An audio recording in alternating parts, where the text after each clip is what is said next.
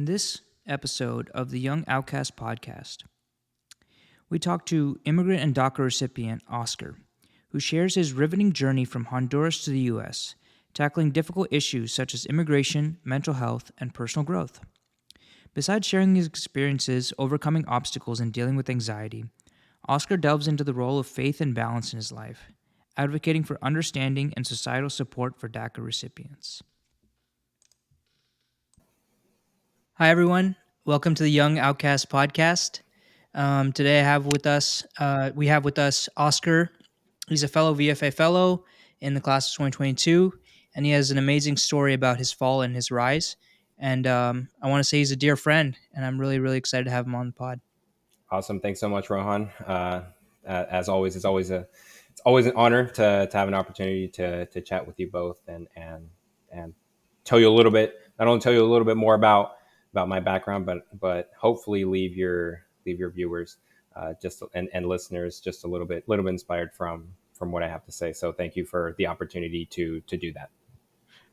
And before we start, I just want to say that, first of all, thank you so much, Oscar, for being here.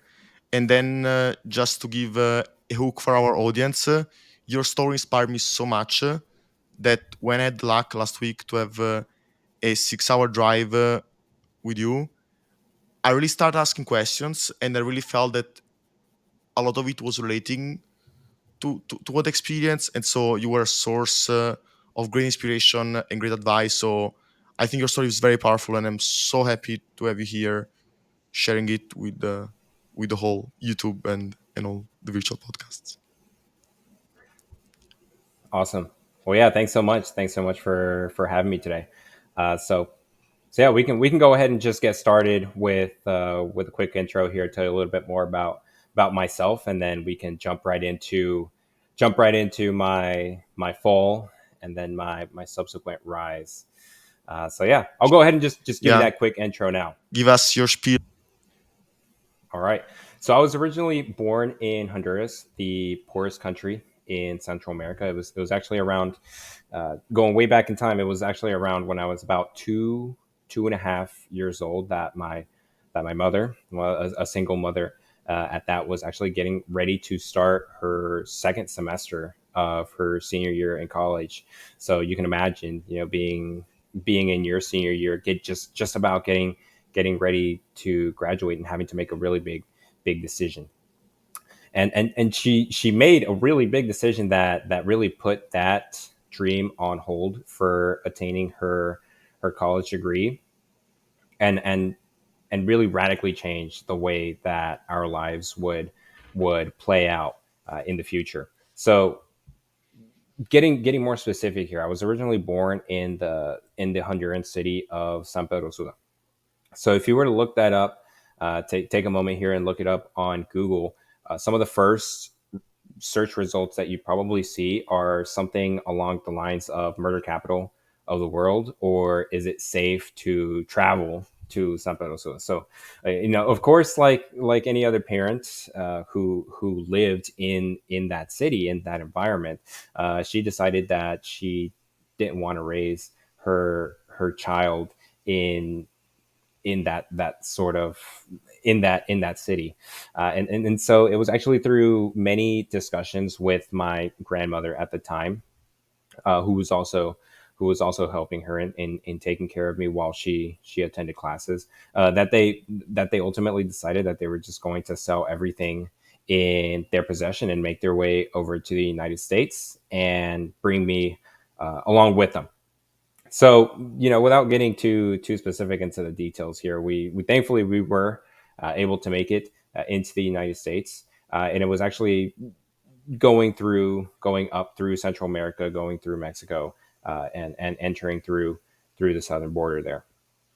And so we lived in Texas for several years, up until I was about 4 years old, and it was at that point in time that my mother and I, we actually made our way northeastwards, up the southeast coast towards Greenville, South Carolina, where I basically lived ever since I was about 4 years old. So while I was still in South Carolina, I went K through 12, graduated high school there, went to college there, and ultimately I was able to complete that dream that my mother put on hold 20 years earlier when she made that life changing decision to, to end her studies and leave everything behind in order to come to the United All States. right. So thank you so much, Oscar, for sharing your story. Really appreciate you coming on here. And just for everyone's clarification, um, the immigration status and your problems, those are real struggles that I know a lot of people face these days.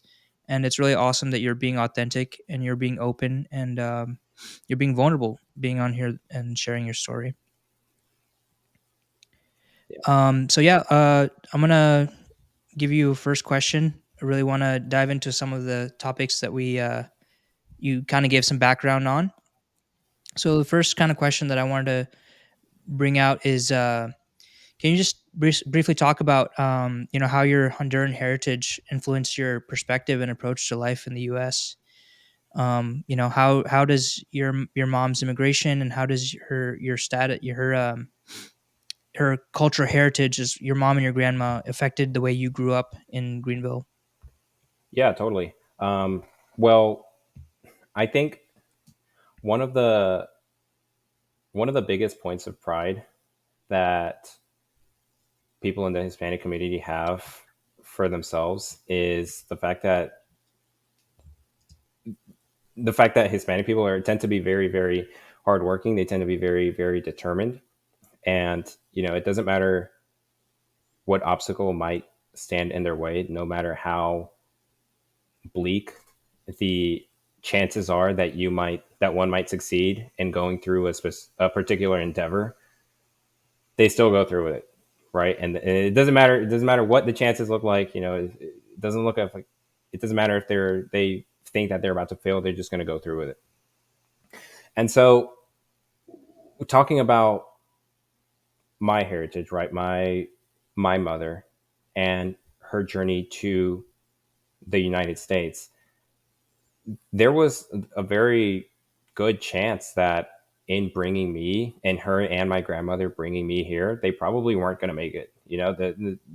That was a very real risk that they felt was worth taking in pursuit of better opportunities in in the United States. So to answer your question more specifically, I guess I can give you I'll give you a brief segment of of my of my journey into the U.S. Uh, when I was about it was around the time when I was about 2 years old. We were just at the Mexican American southern border, getting ready to enter into Texas, and we were part of this really big group that had just crossed the border. We had just made it into the U.S. We were in Texas, and what had happened was, unfortunately, there was some sort of miscommunication, some sort of mishap, and they, my mom and my grandmother, they actually ended up be getting lost in a desert for what was almost 5 days. So almost 5 days, they were in this big group. And because they were in this big group, they had to quickly run out of water. They had run out of food, and so it looked like they were at the brink of death. To be honest, I it was crazy to think about. It's crazy to think about now, just because of the fact that she was at that time, she was, I believe, 20, 21 years old. So she was younger than we all are today. And here she is out in the middle of the desert in a foreign country she's never been to, uh, trying to make her way into some, trying to make her way to safety. And it's thinking about that, it's thinking about those, what appear to be insurmountable challenges, uh, in my family history. It's looking at that really gives me that sense of inspiration and determination, to work harder.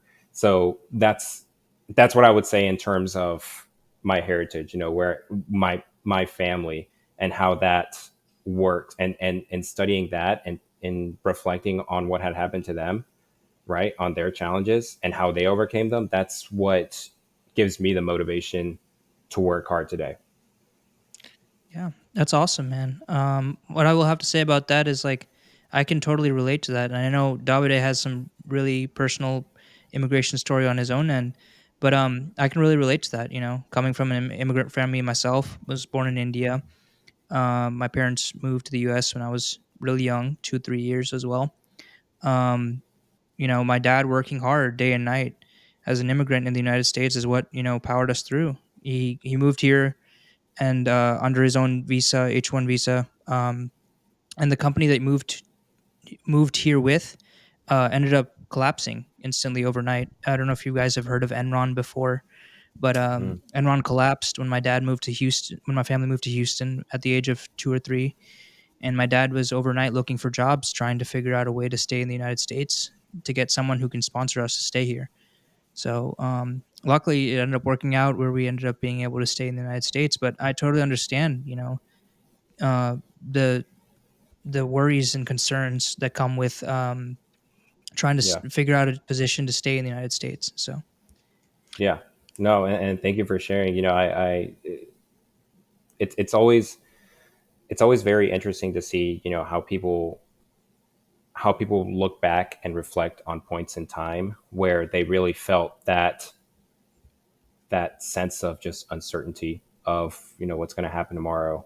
uh, how am I going to make this work, and seeing what people end up doing, right?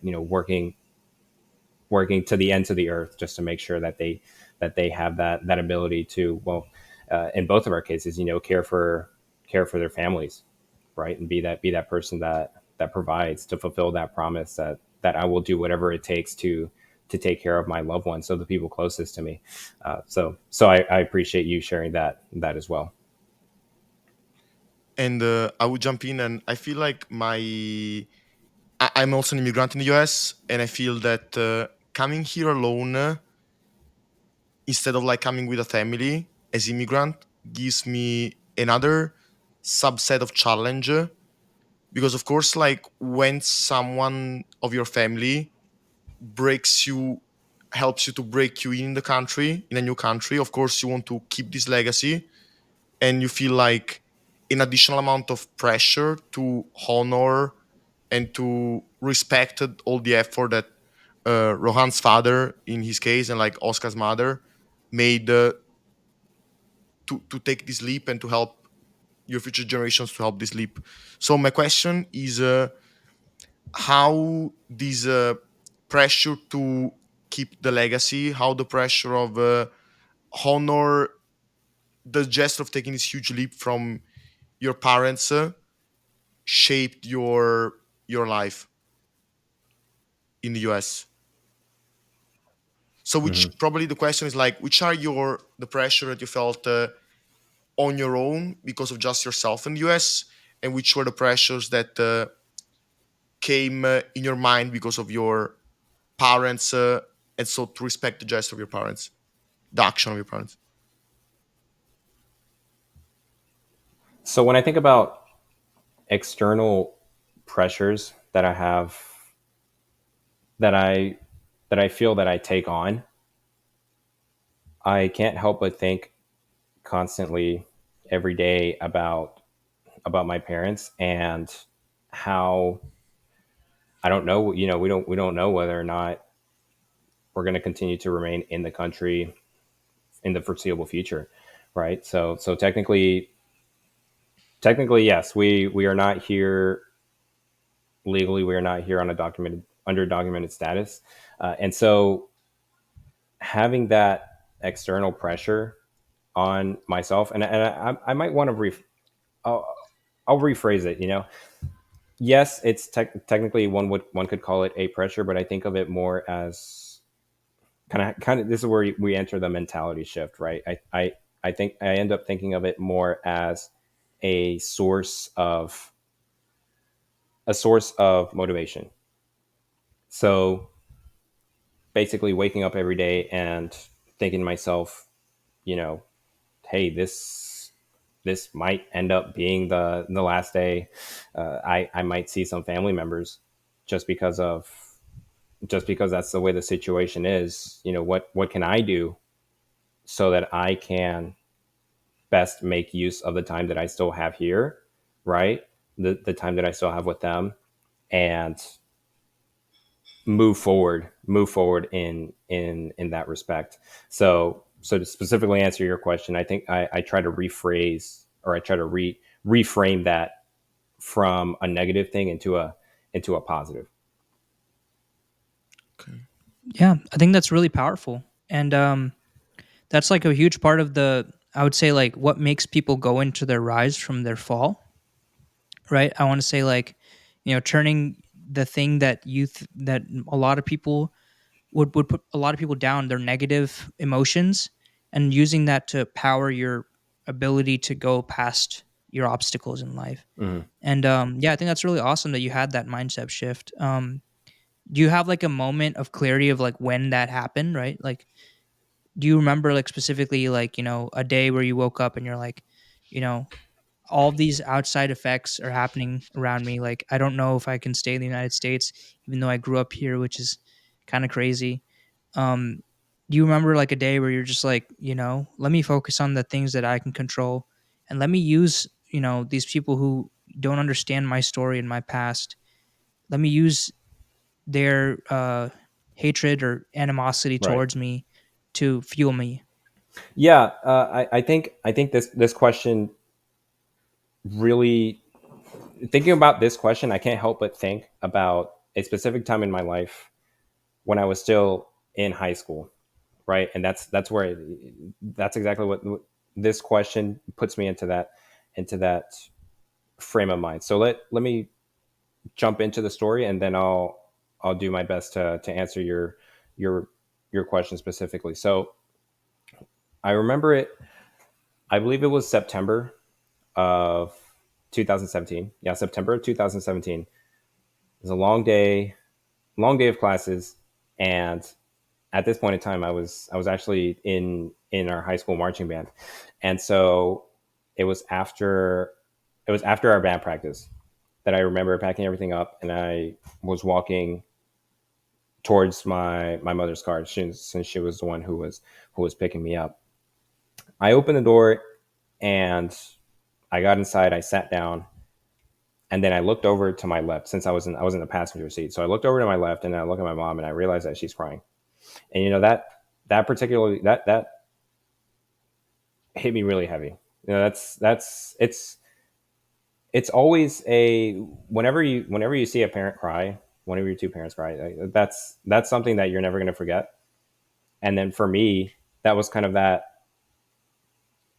point where I had this mentality shift to directly address your question. So I asked her, what had happened, was something wrong, and she she told me that it was actually earlier that day in September of 2017 that the previous administration had announced that it was ending the program that was keeping me here in the country.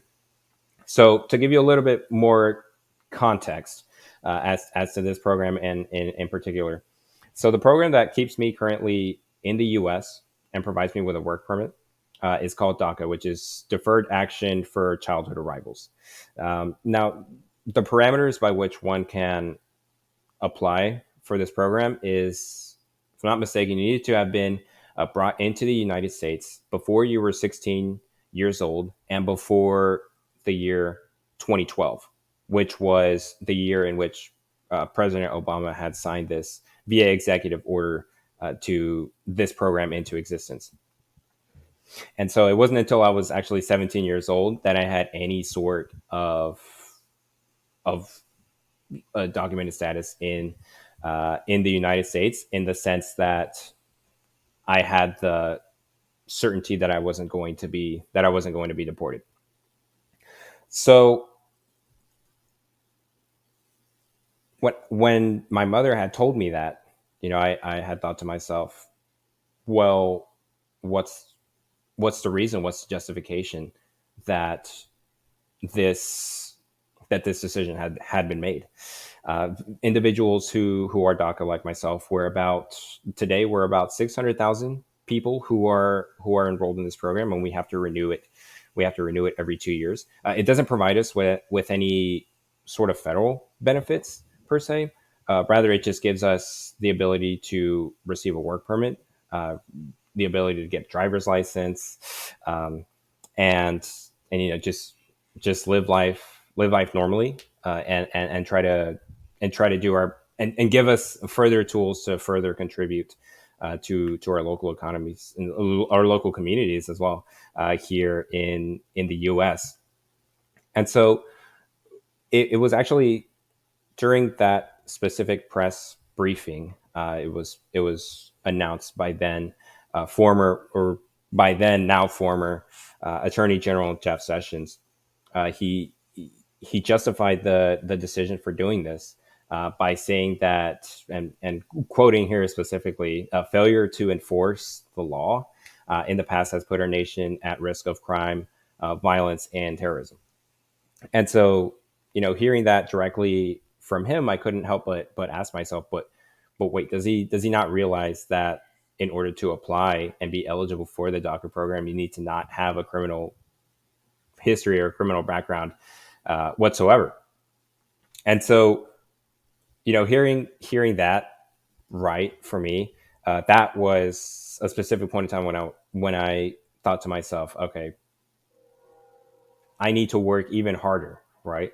I need to really end up proving that I have just as I have the Yeah, that you I deserve to be here. right that I have You're a the fellow hardworking citizen, or you're a fellow hardworking denizen of the United States. correct and You that know, and that's kind of what I felt that I needed to do, just because of what has kind of that rhetoric that was being perpetuated.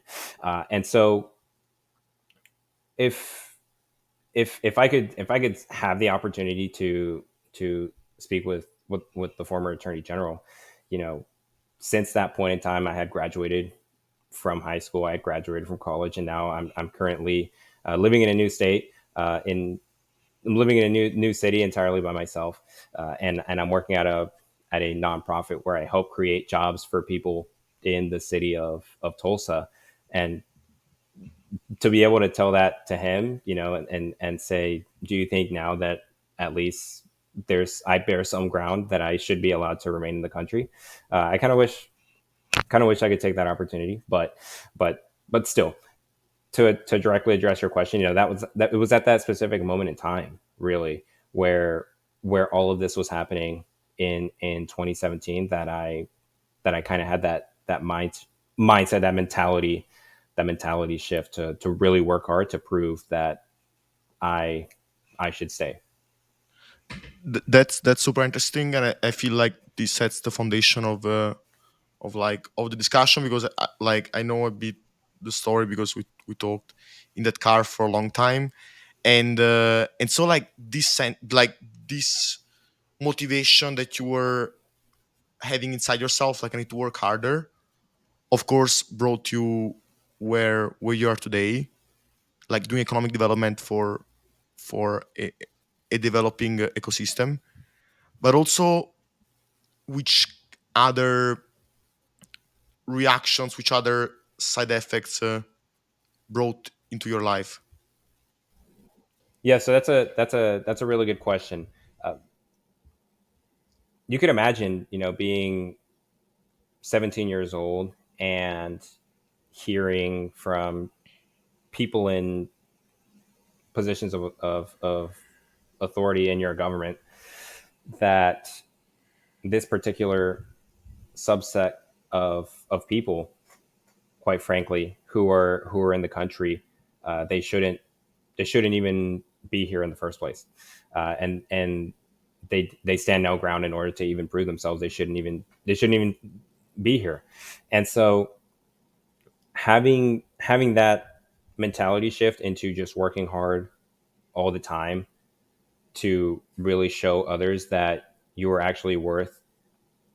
actually are worth something to remain, that took a really big toll on me, personally. And talking about this now, this is something I haven't really talked about with other people in the past. But I feel that I'm at a point in life now where I've had the opportunity to really reflect, and I can really speak about it with other people. So constantly, constantly every single day, uh, from when I was in high school, even to when I was in college, I would just work day in and day out, every single day, as hard as I possibly could, weekends included. And I understand everyone, right? Everyone else who is in high school, who's in college, everyone else has to work hard as well. But I really pushed myself to the point where I was really at my limit. I mean, I'm talking. I barely slept at all. I didn't really take care of myself. Uh, Physically, I didn't really eat very well. And that took a really big toll on my health in terms of mental health. So all of this really hard work over such a long period of time, I've concluded that uh, has really taken has really exacerbated uh, symptoms of long term anxiety, to the point where earlier this year I was kind of reaching a breaking point. And thankfully it was through speaking with individuals who were close to me, that I was ultimately able to get in touch with a local therapist. And this isn't something that I've ever done before. I didn't really know how that how that would work, but it was through doing that I was able to talk through the issues that I was going through, mentally, that I felt that I was going through spiritually and emotionally. And it helped put me back on track to realize that, yes, it's true, you have to work hard, and in your particular case, you have to work hard to show others that, yes, you are worthy of remaining, but it doesn't necessarily necessitate that you push yourself to the breaking point every single day, right? And so it was through these sessions and moments of reflection that I'm now at a particular point in time where I can take a step back, right, and not be so concentrated 100% on work 24/7, and I'm able to start branching out and exploring different facets of life that there is to explore. So I guess, just to give you case in point, right? Like, I've started taking dance lessons just earlier this year, just to try and explore uh, what else there is to learn in the world. I've started reading a whole lot more, a lot of books ever since this year started. I've tried a myriad of different new activities, new hobbies, since this year began, and that's really helped me. That's really helped me quite a bit, and it's helped me realize once again that, it's important to work hard, but it's also very important to take time to yourself to reflect, and realize that not everything is about work. Even if it means proving something to someone else, you shouldn't live your life that way. And that's kind of what, to your point, to your question, Davide. That's one of the side effects, I would say, that this particular announcement had on me, and that I've been able to work on over the past year. Thank you so much for sharing it. I think it's super powerful what you just said. Let me say like one quick fun thing. Like I was also like sharing to Rohan. I was important like students, and so when we went in Miami, in the holiday when everything started, I also was trying to convince him to dance, and so I feel it's key like to develop some hobbies that connects you with yourself, and so thank you for sharing this tale of dance because it also connects Hmm. me a lot. Me and Rohan, we had our first romantic moment while dancing. But coming back serious.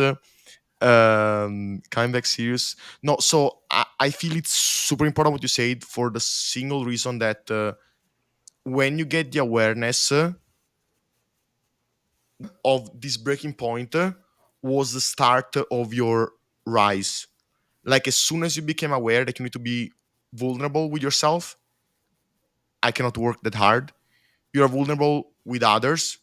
You are opening up to sharing your story with your employer, with a therapist, and also with a friend. Like we connected because of you sharing the story, and I say, hey, Oscar, I super relate to that. I am also in a tough spot of my like of my psychology, and so Mhm. I, it like being vulnerable in all these different dimensions to yourself, to your employee, to your friend, to a therapist, really opens up a new Mhm. world, opens up a new ecosystem for you, and uh, and hopefully like we can also connect ourselves with the audience by really saying like it's so important to be vulnerable. Like me and Rohan started this podcast because we're starting to be vulnerable with each other. We started to have this deep talk that I don't talk about like bragging each other, but like sharing some vulnerable topics. And so we wanted to create this space to for making everyone being vulnerable. And when you become vulnerable, that's when your rise journey start. So I'm super grateful that you you were sharing that. And um, and honestly, I'm very excited that you talk about it. That I'll pass the word to Rohan for any question because I feel it's super cool. Mhm. Yeah. So I just want to add as well. I think the whole point of this podcast, like Davide was saying, is we're the young outcasts. We felt you know ostracized by society for whatever reason, for your immigration status, for our mental health problems and things that we've been going through in our lives. And I think the whole point of this podcast is to really unite and build a community around these people who feel that they don't belong, that people tell them that they don't belong. People tell them that they may not be worthy of staying in this country. And I think that's the story of how we overcame those feelings and how we're still going through our own uh, challenges and overcoming them is, I think, like really powerful for a lot of people to listen to and to hear about. And it inspires them in their own ways to get up every day and overcome their own challenges. So, really appreciate you sharing that. And I just want to add a little bit to Davide, what Davide was saying. Um, yeah, and going off like in that aspect, I want to share a little bit about myself to relate to what you're saying. I totally feel what you're talking about. I felt growing up in like an immigrant household. I think my parents were really smart when they did this. They hid how much money my dad made, or how much how well our family was doing.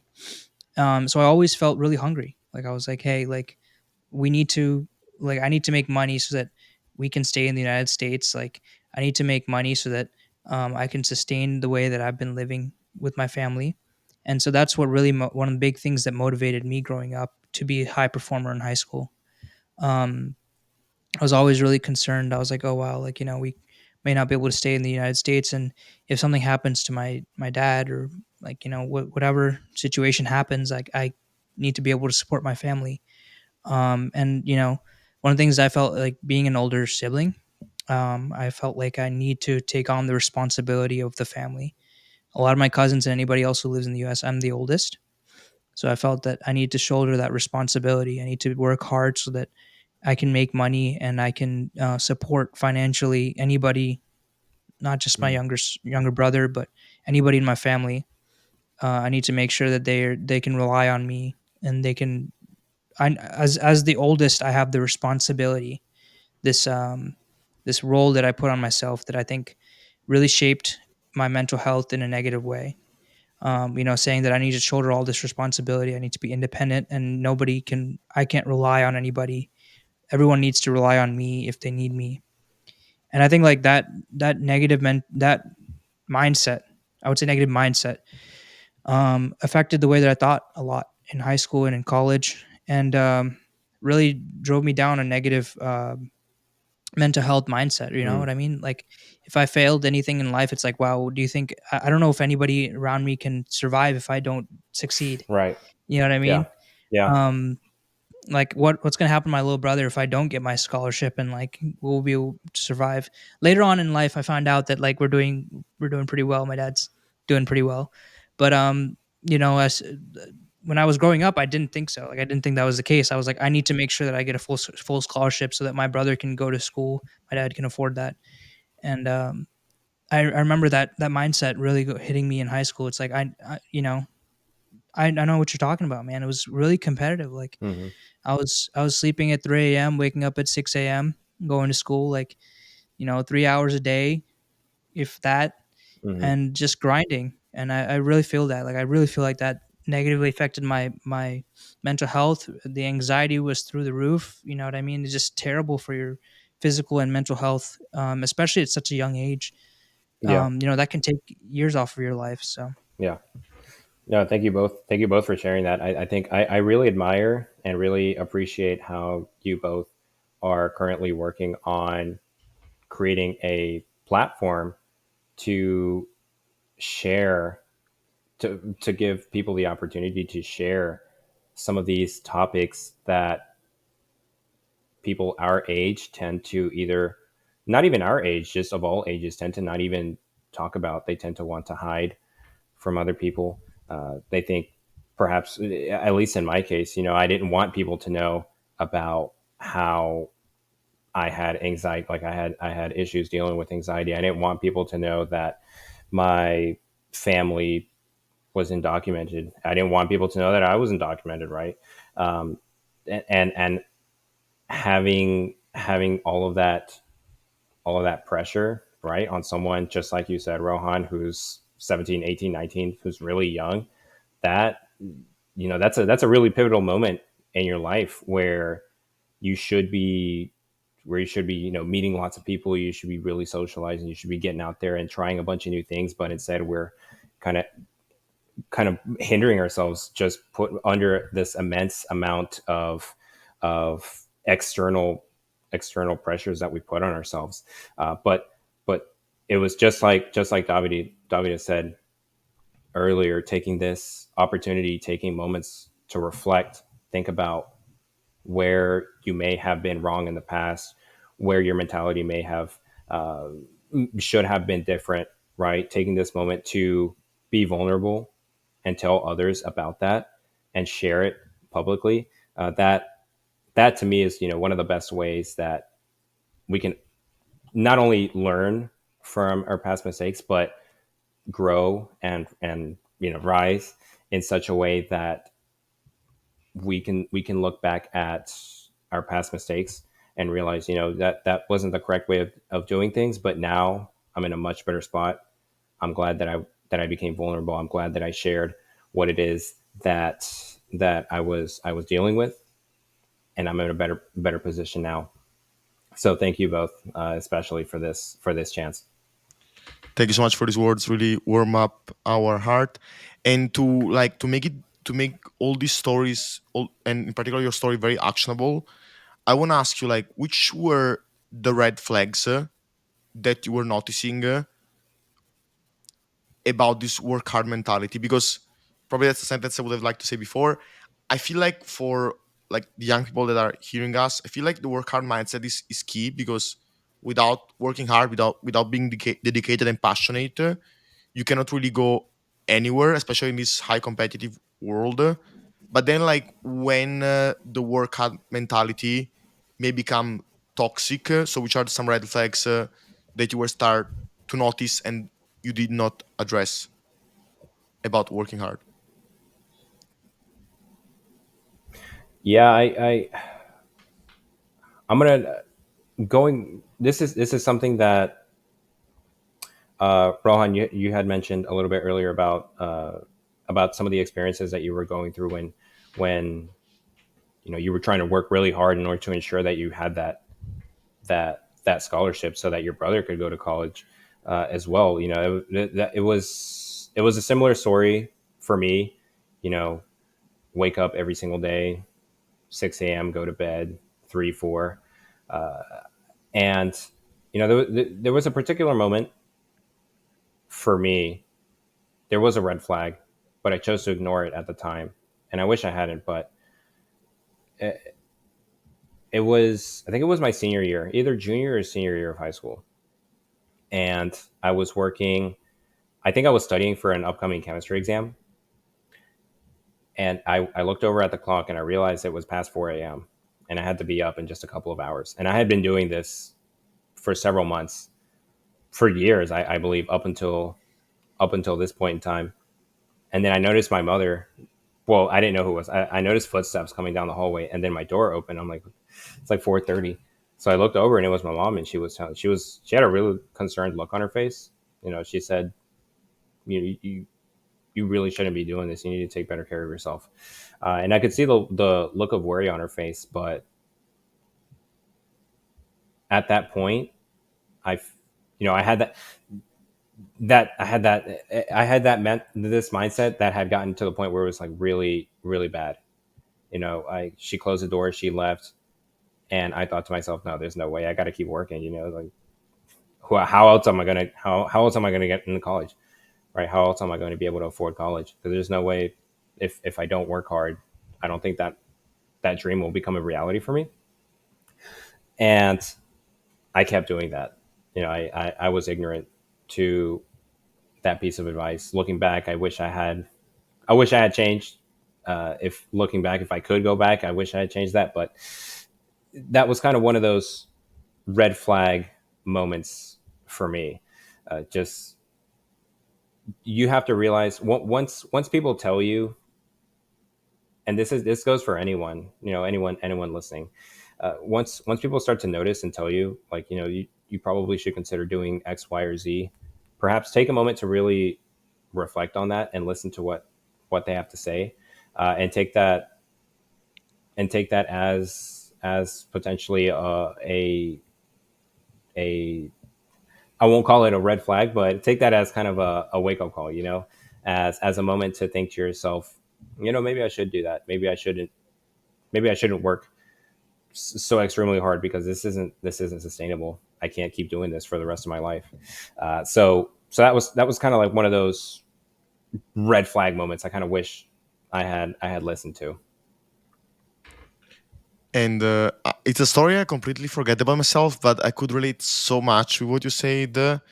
And like for the whole university, I mean, I never shared it publicly. Actually, it's pretty embarrassing. But for the whole university, I was like sleeping 1 or 2 hours before each exam, and it happened at 1 or 2 exams. I went like completely sleepless for the single reason that I went from Naples to Milan to my university, and every day my parents were like telling me like, "Hey, you should succeed. If not, you're gonna come back in Naples." And because of a whole another story, I really didn't feel Naples was the right place for me, my hometown basically. That is amazing, but was simply not really fitting what I was needing at the moment.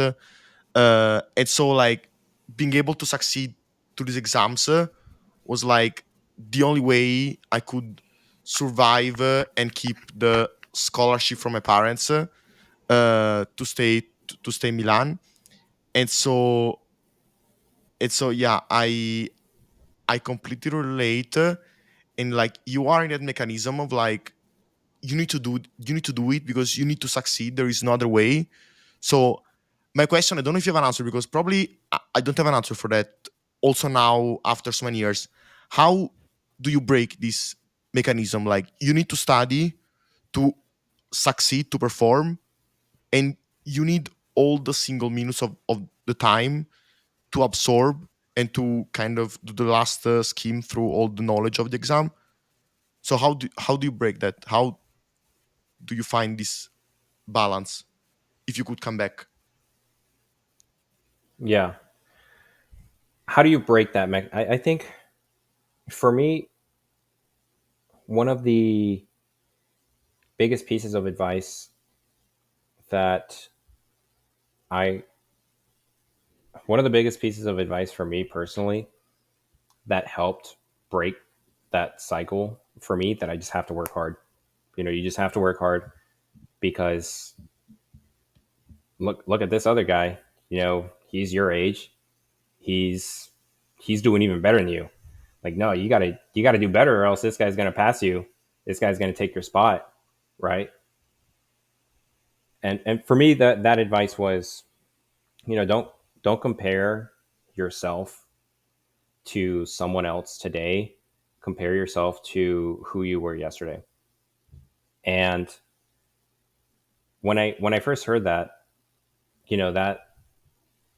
that was what I that was like the one piece of advice that I had been missing for a long time, and that I really needed to hear in order to reframe the way that I thought. Because growing up, it had always been, you have to work really hard, because if you don't do it, then someone else is going to take the spot that you're working really hard for, and you don't want someone else to take it, right? Like, you got to compete, you got to do even better, you got to get out there and do the best you can, do the best you possibly can, because if you don't, there's not going to be any spots left for you.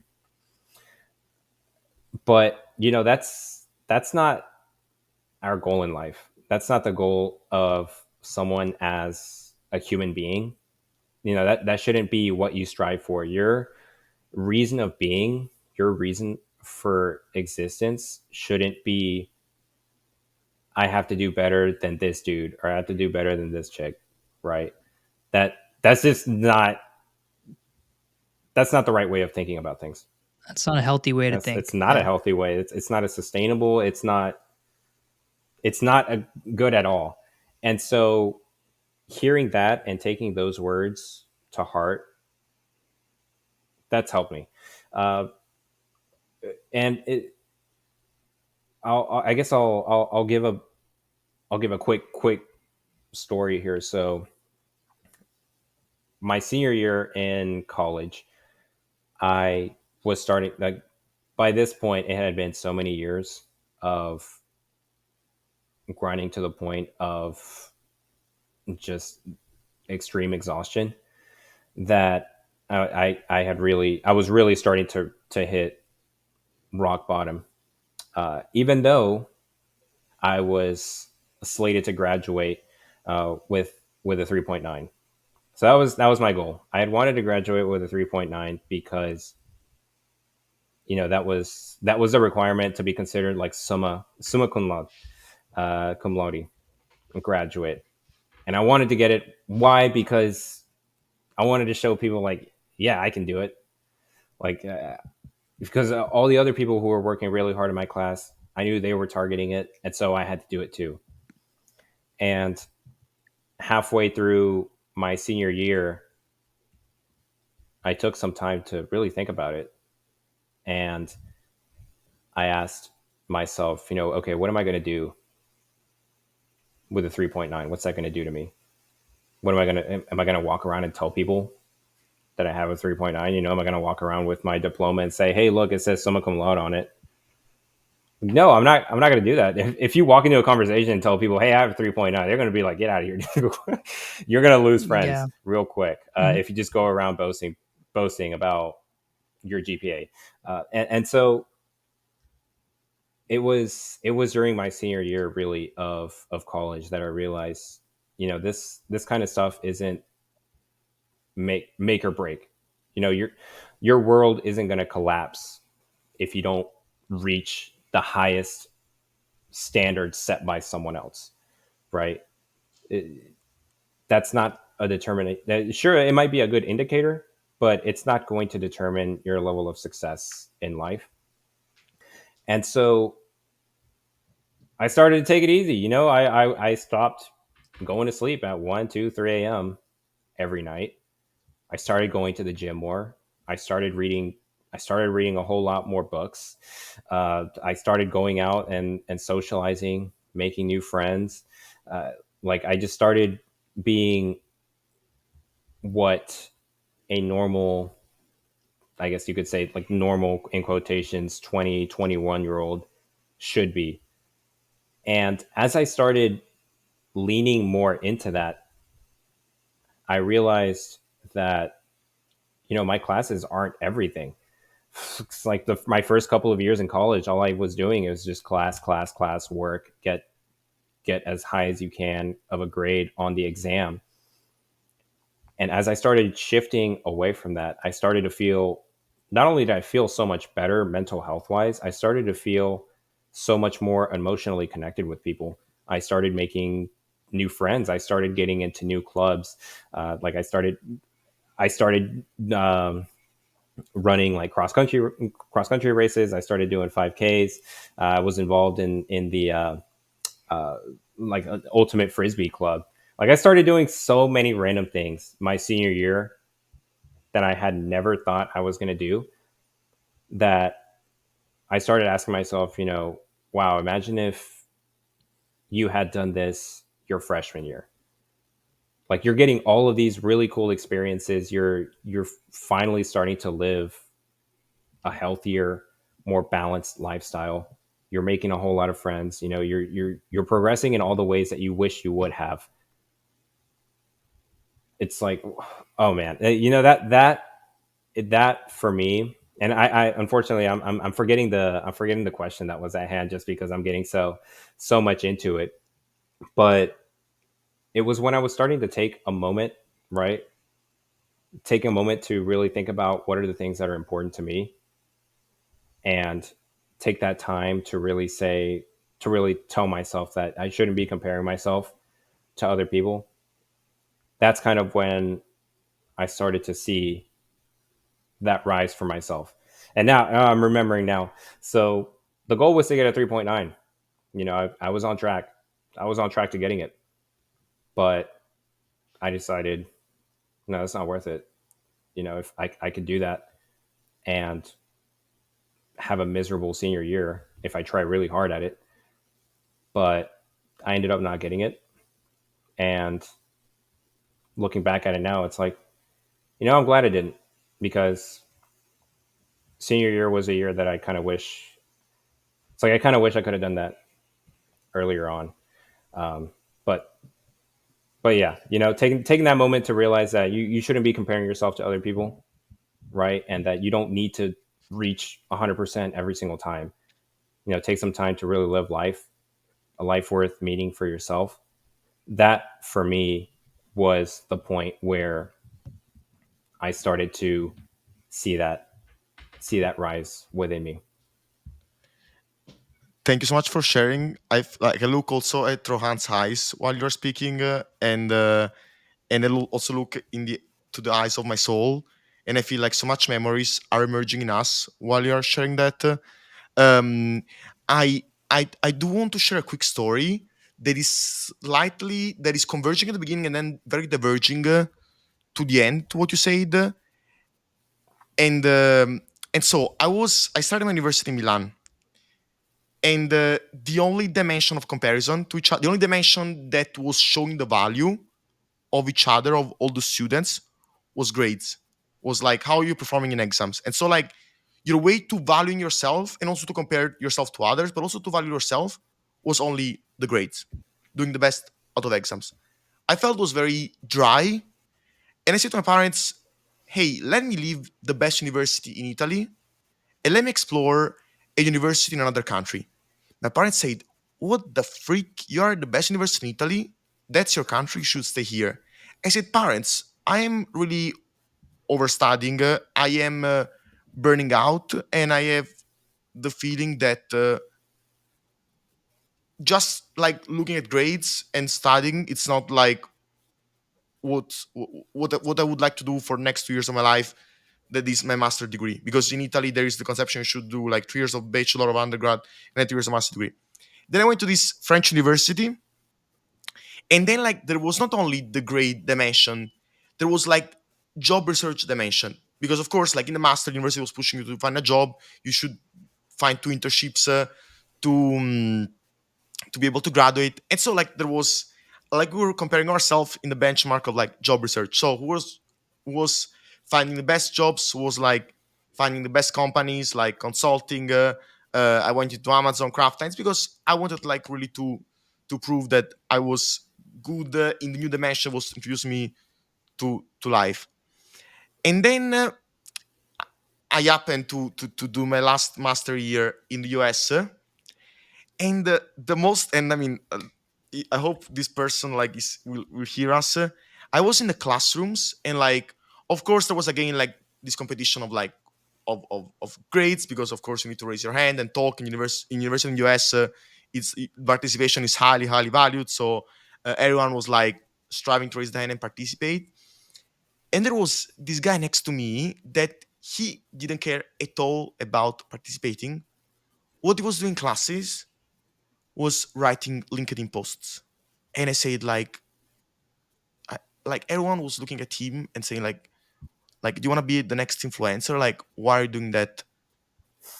And but to me, this guy was intelligent. Like, was not a dreamer. He was really focused on his career, pursuing his goal. And then there was like this third dimension that was introduced to me. So it was not only job, not only grades, but also like being peculiar, being creative, expressing yourself. And then like couple of classrooms later, I also noticed another guy that was working on his own like little startup idea, and the others were saying, okay, he wants to become a founder, wants to become like the new Amazon, the new Facebook. But I said, okay, that's also very interesting. And then like, just to tell the stories of these two guys, one guy, this guy that was writing LinkedIn posts, ended up to work at Google, and this other guy that was trying to find a startup, now he works in a venture capital. And but I didn't know that. But just to see this kind of two different behaviors, two different patterns that were not like complying to the usual like two tracks. Okay, I focus on grades, I focus on like finding the best job, but like they were just like doing some activities for themselves, for like then for everyone else. And it really opened me up that like the value, it's really measured with the benchmark that we want to give to ourselves. And so there are some places where they put us in a box, and they make us feel, okay, the only benchmark, the only KPI is this one. But then like I feel we should find for ourselves the room, the space, or we should create the space for ourselves to be valued for the KPIs we want to be valued for. And it's not like for granted that like you see these KPIs, because like creativity and other like more soft KPIs, you don't really see them when you grow up, because they teach you, okay, grades and jobs are most important things. And like, just to tell you a story that Rohan knows, I was like in a conference in Columbus, Ohio, um, 2 weeks ago, because I really wanted to explore this world of like motivation coaching. This conference called School of Greatness, and there was a lady that was doing like travel blogging. She had a YouTube channel, travel blogging. She said, I don't have a job at this YouTube channel, travel blogging. I said, okay, it's nice. Hopefully, she's finding her way on this. I saw Google publishing the new features of AI, like 3 4 features for creators, and to showcase these features, they picked her channel to showcase the feature in the official page of Google. And it was a random person I met telling me that she was doing travel blogging. So you Hmm. never know what could happen pursuing your own passions and your own KPIs and your whole dimensions of your self greatness. That's it. Mhm. Ron, please jump in. Yeah, yeah. That's, I think, really good advice and a really good story to kind of bring it all together. Yeah, like I will say that, leaving some space for yourself to explore and be creative is really, really important. And I think like this podcast is a version of that for me.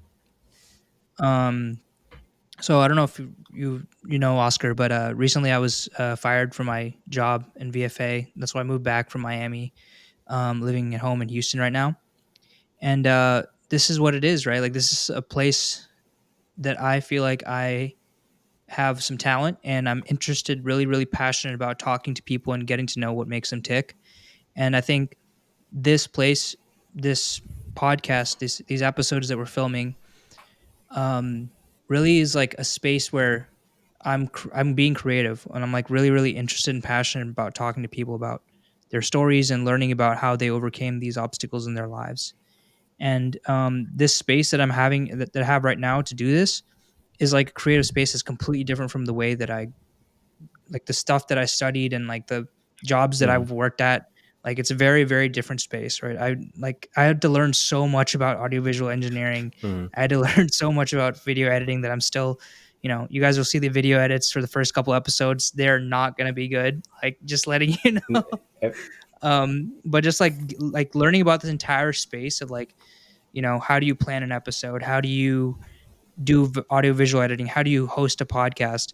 Like getting from zero to here was like a whole process, and like it's just completely different from what I've learned in the past, right? So my Hmm. background is like I studied chemical engineering in college. Heavy maths and science as like a very Asian thing to do. So had that focus growing up in high school, and then in college, Yeah. went to engineering. You know what I mean? Like I that was what I knew. That's what my parents knew. So did chemical engineering, and then out of college did a consulting job. Then joined VFA, and worked as a program analyst at a startup company. So like it was very like business, data engineering, computer science, math, like very like science and analytics focused. Um, and that's like completely different from like, the technical skills that are required to film something. And like, this entire radio, television, film area, I just have no experience in it. And so, kind of diving into that, learning about this, like building a passion and an interest around this has been a crazy journey. Like just been really, really fun to like just dive into it and like understand what's going on, like all the details and all of the effort that it takes to do this. Like major props to like I never thought about it, right? But like major props to people who produce these like $100 million, $200 million budget films. Like I can't even imagine the amount of effort that goes in. Like you see those people on the credits at the end, but like this is the amount of work they Yeah. put in to like make sure that movie, that Marvel movie is as good as it is. So Yeah. And well, thanks so much for sharing that. And I honestly think it is to everyone's benefit that they have some sort of creative outlet in their lives. So you see, for you too, like this passion project that you're working on right now, I can tell is something that's like so out there, so something that you probably didn't even think you're gonna ever do or pursue, that is so out of left field, but it's like you just getting yourself in here and just learning the ins and outs, starting from scratch, so that you can publish something for the world to see. I mean, I think this is an endeavor that everyone should partake in some capacity in their lives. And this is something that I probably should have said. I'm still a little embarrassed to tell people, but during my senior year, also, one of the things that I pursued was creating YouTube videos, and it's still something I don't really go around telling people about. We're gonna link I the still kind of channel. keep it on We're, the low, we're gonna link the but channel in the description. So be yeah. ready to get new viewers. The chat. All right, yeah. get you The some plug subs, will dude. be We'll in. get you some subs. Yeah, Next Mr. Beast. I've started working on videos ever since I moved out here to Tulsa, and the reception that I've received from people, the limited reception that I've received, because I haven't told a lot of people, has been really good, and so that's something I still want to work and continue to pursue and get better at. It was actually, I was telling Davide, like right before this call here, something I was actually working on a YouTube video. I'm like editing everything and trying to figure everything out. But yeah, like all of us here, we're all in the same boat. We're all trying to figure this out, and just make something happen for people to see. So thank you for sharing that as well. And coming back like to your story, Oscar, and thank you so much for this aggression. I think they're amazing.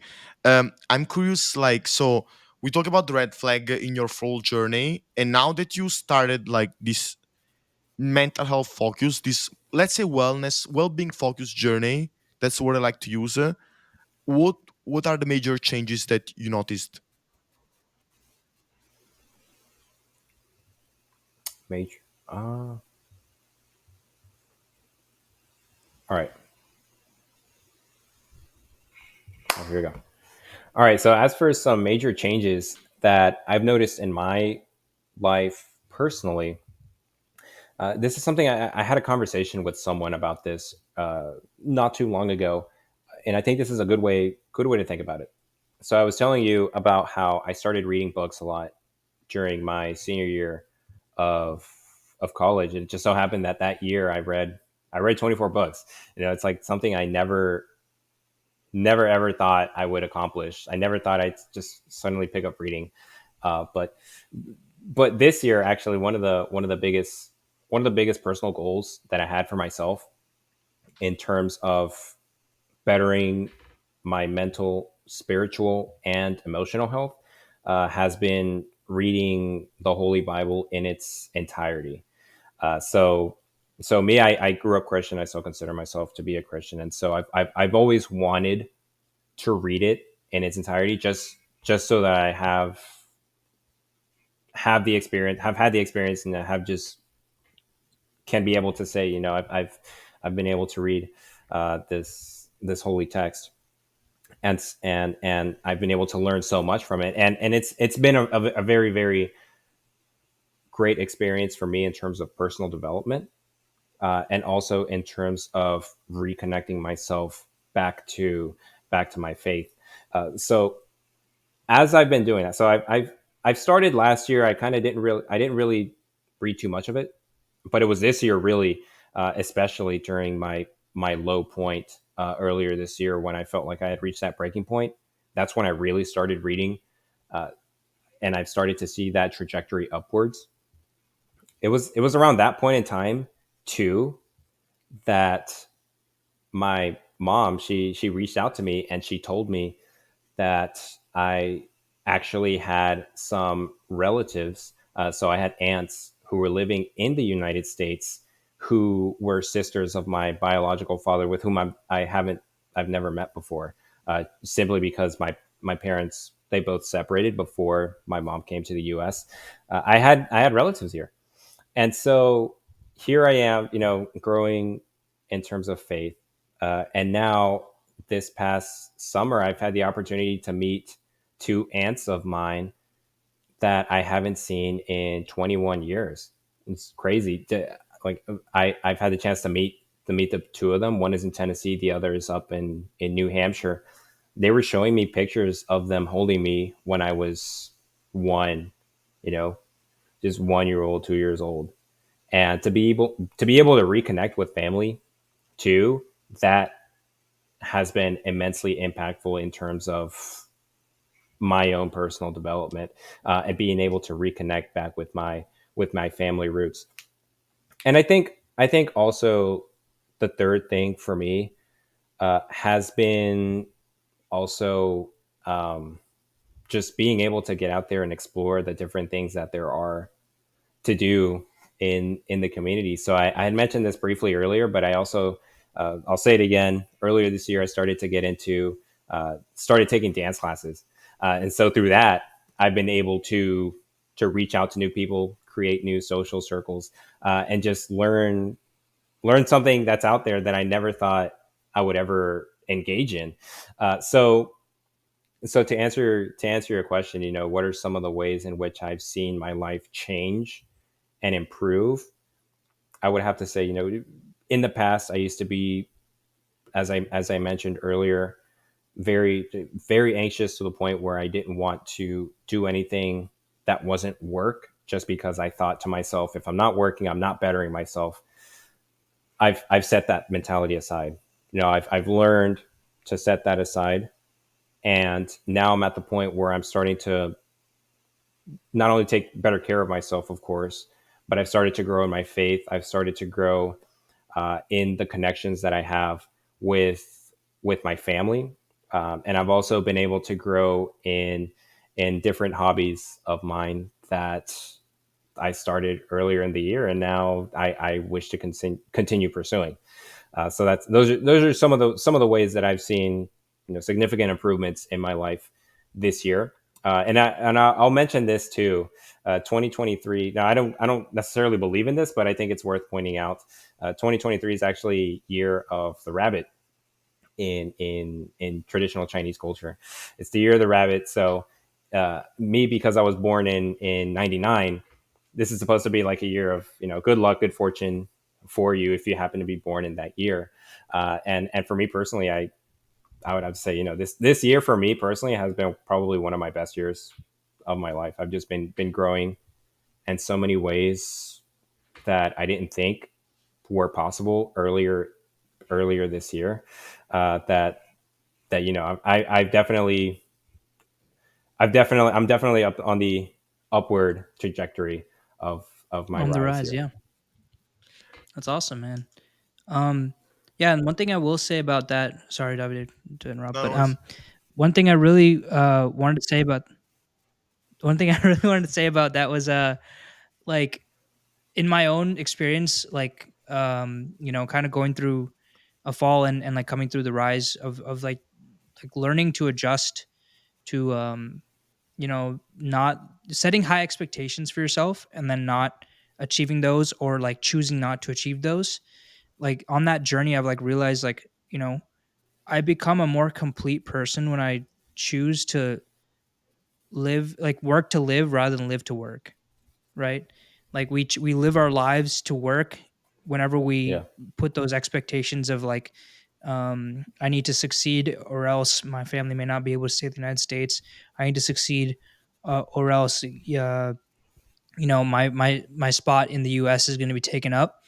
And then you adjust that mentality to more of like a I want to live, I want to work to live, right? I'm doing my job so that I can support a life here Hmm. in the United States, and I need to enjoy the quality of life here in the United States, right? The fact that we have all these Right. abilities to speak freely, the fact that we have all of these nice facilities and you know good quality Hmm. of life here in the United States is worth enjoying it, right? Like if you live here, you should enjoy those facilities.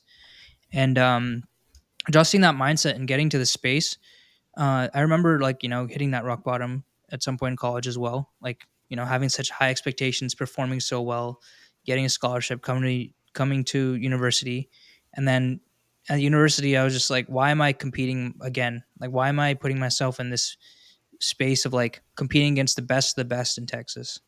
Like I was, Hmm. I was one of the best at my high school. Then I came to college and I realized, wow, I'm competing against the best of the best. And I'm like not losing completely, but I'm also like, why am I doing this to myself? Like I could put in 70 to 80% of this hard work and enjoy my quality of life so much better. You know what I mean? Hmm. Like there's so much more to life than just work. And like there's so much more to life than just play. Like there needs to be a healthy balance of that. So, um, yeah, discovering like Exactly. hobbies, like that creative element of like just being able to do things that are outside of your comfort zone, and as well as like things that you enjoy to do, like that will give you that space to like also come back to work with a more like in like increased intensity. You know what I mean? Like if I have like something that I'm looking forward to doing outside of work, that will also give me the space while I'm outside of work to like intensely be ready to focus whenever I should be doing work, right? Making the Hmm. most out of the time that you are working. Yeah. Yeah, totally. And there's also the added benefit too that as you begin to branch out and explore different different anything in life outside of work, there's a very, very, very high chance that whatever it is that you're doing or exploring or delving into, you're going to learn a thing or two from those new hobbies, new whatever, that you can also implement into your your work or into your daily life. So this is also a bit a bit embarrassing, but growing up, I've always been like a very, very shy person. I still consider myself to be uh, definitely a very introverted individual. And so, one of the things about dance, particularly Latin dance, bachata, salsa, merengue, whatever, the way it works is it's very traditional. It's very traditional. The way it works is America is something that's common between both of us, right? Like, um, yeah, I think that like if you came here illegally and you're doing illegal things, you deserve to leave the country. Like if you come here and you commit yeah. crimes and you do I these think things, like yeah, obviously you shouldn't exist in our country. But the fact that we like you're here and you're working hard, you're one of the best in the universities, and you're doing well in high school, you're you're contributing to our economy. You're literally building jobs for the city of Tulsa.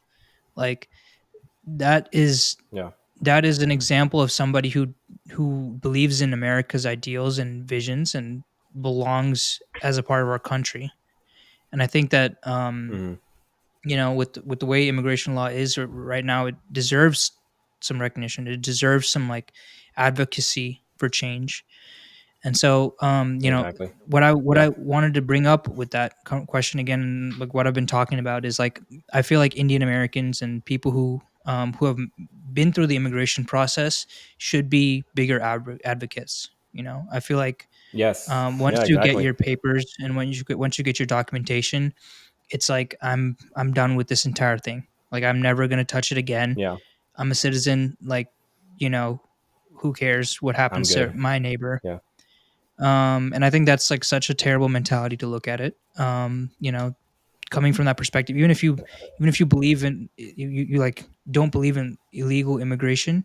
I mean, don't believe is a weird word, but like even if you don't like the yeah, fact that people are immigrating illegally, you should be working to make it easier for them and others to immigrate to the country so that they don't face the issues that you faced whenever you were going through your immigration problems, right? Like you should make it exactly. so that it's easier for other people rather than trying to fight people who came here for a better life and are trying to like benefit from the living a life here in the United States. Like they're literally benefiting the US economy, you know? Hmm. And and I like reading through going online, going through different forums, different chat groups, and listening to other people's perspectives and arguments against DACA. And one of the by far one of the most common arguments that I see is, well, I pay tens of thousands of dollars. I waited several years in order to come legally into the United States. Why do people get to skip in line? And it's like, well, hold on a second. You shouldn't have to spend tens of thousands of dollars and wait years to come into the country. Like, you should be arguing that that's a problem, not this. I mean, if you, I understand the argument you're trying to make, but I think that I think your argument is better fitted for fixing the immigration system as opposed to lashing out on individuals who just are in search of a better life, if that makes sense. Like they should be the absolute biggest advocates for having immigration reform. Like you should not have paid so much money and waited so long to come here. Like that doesn't make any sense, you know? Yeah, for me, like just to like give a perspective, there is 2 points I would say. One on Rohan's point, so like people that tend to forget like about like what they went through. Like I mean, you're talking about like Indian immigrants forgetting that they just immigrated and they are not advocating more of the process, but even like simpler. I mean, I see it in a daily life, and just to connect topics in a circle. Like Oscar was talking about, um, like saying to ladies like to dance with them, like kind of to how to say put out your hands and say like, hey, do you want to dance with me? And like maybe Oscar can relate to that. But when I ask dancing, sometimes I feel that some people say no, I don't want to dance with you because you are a beginner, and I wouldn't have fun with you. And I feel like these people are forgetting that like they were also a beginner like a few months ago, or 1 2 years ago, or like a few months ago, a few years ago. And so like don't deny your support to people when also in the past you need support on the same topic, because you're not justified. Like you can relate to to these people, to their at least request of like support, or at least request of like kind of empathize. So I feel in general like it's within your karma. Like if you're in a better spot after you went to some struggles in the past, you always need to kind of give back also for the people that help you throughout the process, because no one can make things completely alone. Like you always need support of someone. You always need like good luck to succeed. And so like I feel if anyone in the audience believes in the rules of universe,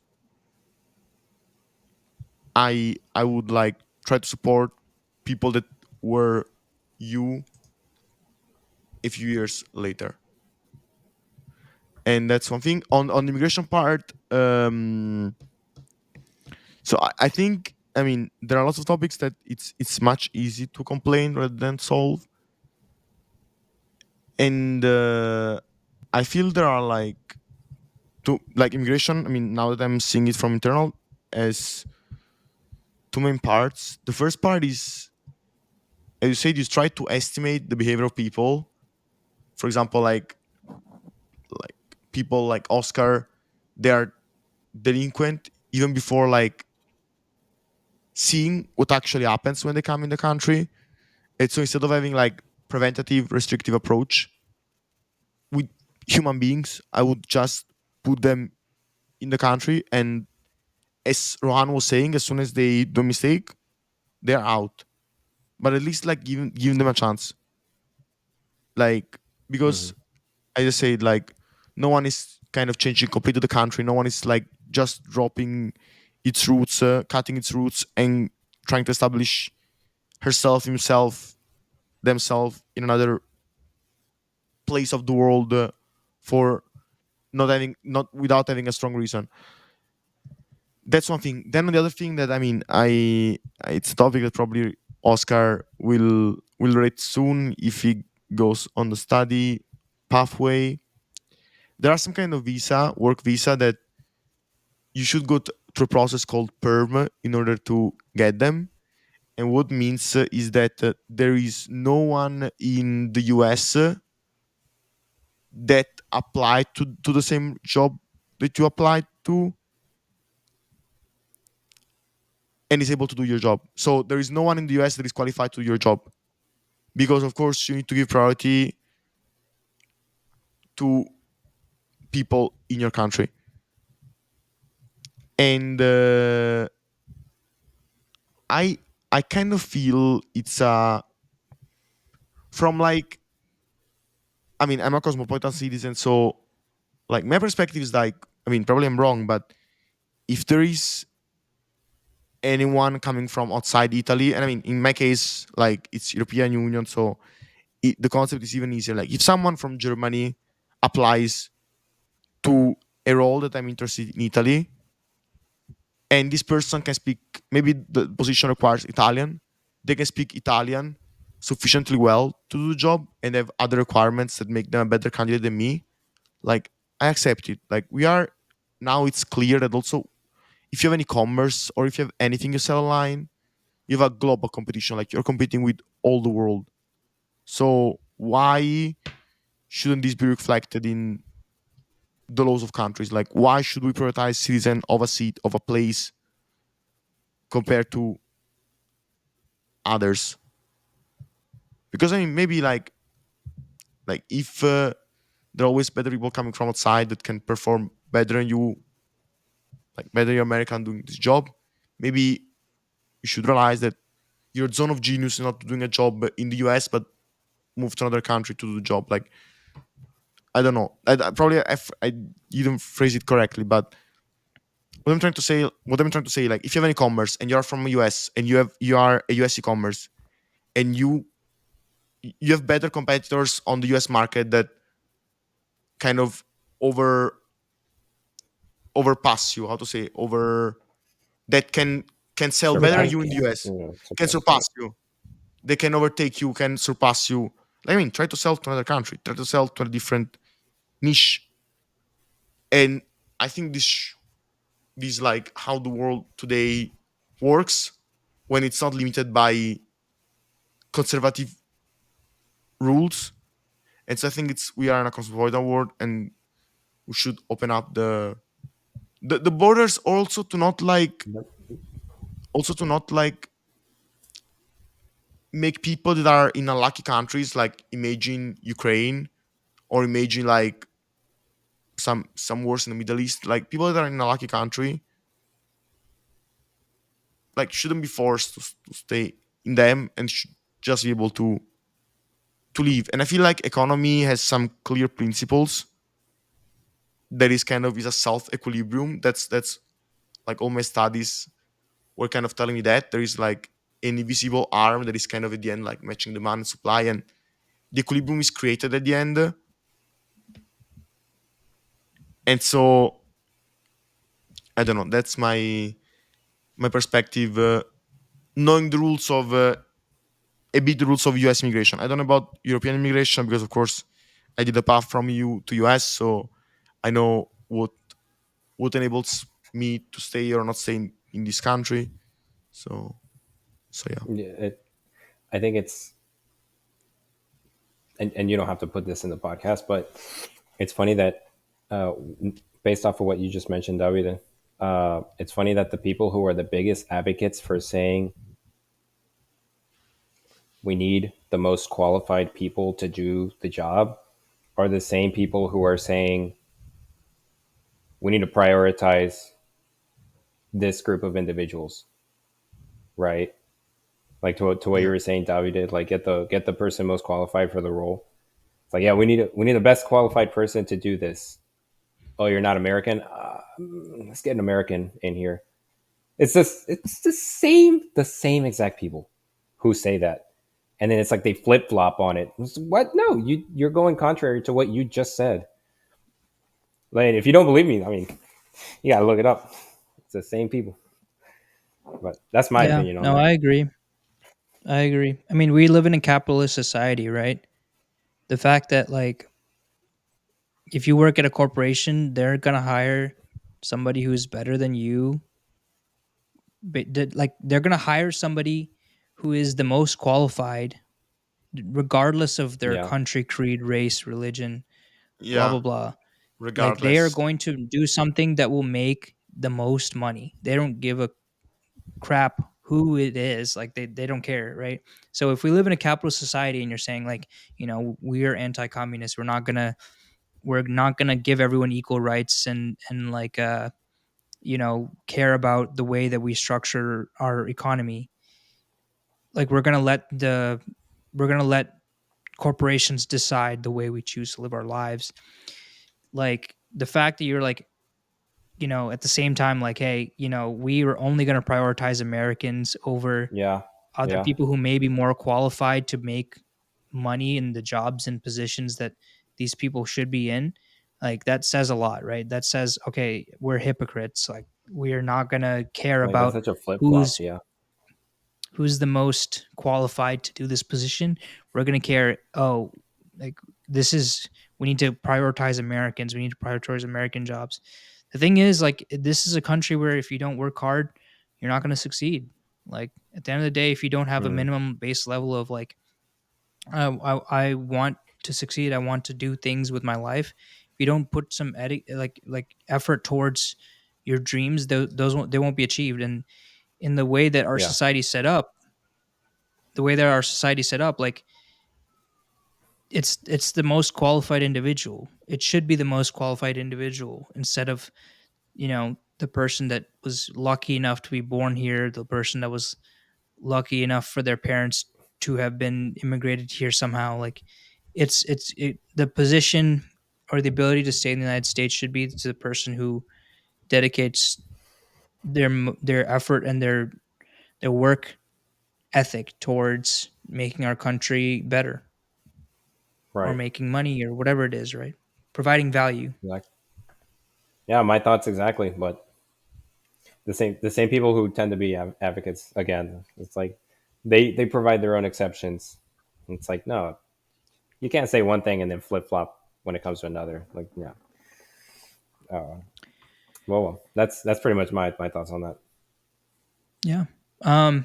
Well, all right. I think it's been a while, so I Yeah. think it should be time to wrap up. So Oscar, really appreciate you joining us on the podcast. Davide, if you have any, final thoughts, feel free to chime in. But yeah, thank you so much for being on the pod. We enjoyed having you here and hearing your perspective and your story. And I really hope that this provides some sort of inspiration to people who will be going through their own immigration problems, or even just general life problems. Right, learning some of the main lessons that we talked about in the pod, and do your part. Please advocate for DACA recipients. Please advocate for immigration reform, and yeah, make sure you take away some of the things that came out of these conversations and bring them into your own life. Also on my side, like thank you so much, Oscar. I think like this kind of mix, this smoothie between immigration and mental health, it's super important to hear for me, that I'm also like in this kind of journey, and for everyone or that never experienced it, to just like letting them have a perspective on it, and also like to who is within it and really empathize with us and doesn't feel alone. And something else I would like to say, that I mean, I of course before expressed a very strong opinion about, and also I mean Oscar and everyone, I think like on this topic, we are expressing like strong opinions that could be considered like political, even if like we are saying that we are not political. My point is like to anyone that is hearing us, like please be open-minded, in a sense that like that's our perspective, and also please, I mean, not, it's not a please, it's just like my curiosity is, and that's an open question that I mean hopefully someone in the comment will let us know, like if I'm wrong in that. um like would if we can, if in a way we can make it work, the math, the economics, and the social resources to support it, and I think like now we have lots of technologies, and we will have more and more technologies that will be crafted and tailored to our needs, of what we hope to accomplish. And wouldn't be ideal a world, where like we have no borders, where everyone can be exactly in the place they wish to be, without having some burdens on themselves, like bureaucratic, legal, like I feel we are, I say, there is so much to learn from diversity, from different perspectives. I'm so lucky to be in a country that is US, where like integration is at the core, diversity is at the core, exchange of different perspectives is at the core. And so why can't we make it, a standard, and why can't we ease, this integration, and not making someone feel people that are illegal, or people that are like not appropriate to this country? Of course, there is a huge reason about math, economics, resources, socially, politically, and stuffs. But wouldn't it be ideal? Because if for someone it wouldn't be ideal, I'd love to hear the perspective in the comments. That's all. Sorry, Oscar. Do you want to say something else? Yeah. Well. Once again, and Davide and Rohan, thanks so much for the opportunity to be here and basically providing me a platform to share with the world. Uh, Not only provide me with the, how would I say this, the the push that I needed, a little bit of that encouragement to share with the world, some of the things that not only I've been struggling with, some of the low points, the falls in my life, but also some of the rises that the rise that I've gone through this past year, and what I've taken from that and what I've learned. And I also want to extend a big thank you to you two, not only not only for inviting me, of course, but also for providing your own perspectives and your own lived experiences as well. Awesome. Thank you so much. Please catch us on YouTube and Spotify. Like, comment, share, subscribe. And then also, please, we will be linking Oscar's YouTube and the video specifically that we talked about in the podcast. Really want to advocate for DACA reform, DACA and immigration reform, and also highlight Oscar. I know he's trying to grow that YouTube channel, so please give him Yeah. a like, subscribe, comment, whatever it is. So Appreciate it, man. Thank you.